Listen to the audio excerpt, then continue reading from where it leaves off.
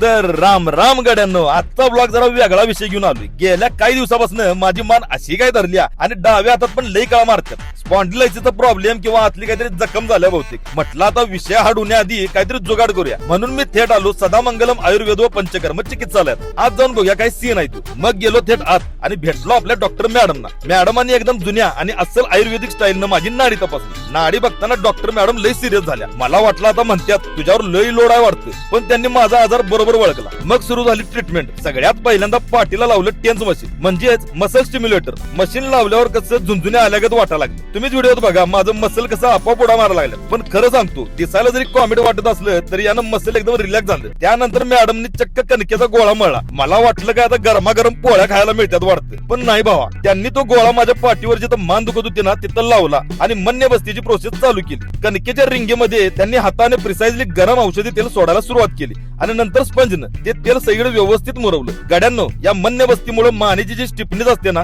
ती एकदम गायब होते. स्पॉन्डिलायसिसच्या दुखण्यावर हा एकदम रामबाण उपाय आहे. तेल काढून घेतल्यावर थेरपिस्टनं पाठीवर मस्तपैकी वाफ दिली. वाफ घेतल्यावर एवढं भारी आणि हलकं वाटत होतं काय सांगू. जसं काही एकदम स्वर्गात गेल्यासारखं फिलिंग आलं. त्यानंतर पाठीला एक खास आयुर्वेदिक लेप लावला. आता लेप चिकट असतोय, तो शर्टला चिकटू नये म्हणून त्यावर मस्तपैकी कापूस लावून दिला. एकदम भारी आणि स्वच्छ सिस्टीम. मग मॅडमने मला सगळी औषधं समजावून सांगितली आणि मी ती घेतली पण.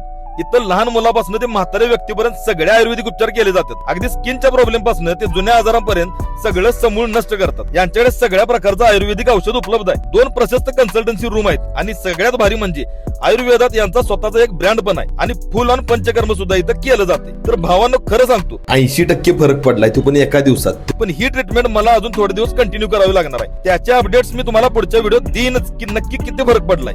जर तुमच्यापैकी कोणाला कुठलाही त्रास असला तर इथं नक्की भेट द्या. पत्ता खाली कॅप्शन मध्ये दिलाय. पेजवर नवीन असला तर फॉलो करा आणि लाईक ठोका. जय हिंद, जय महाराष्ट्र.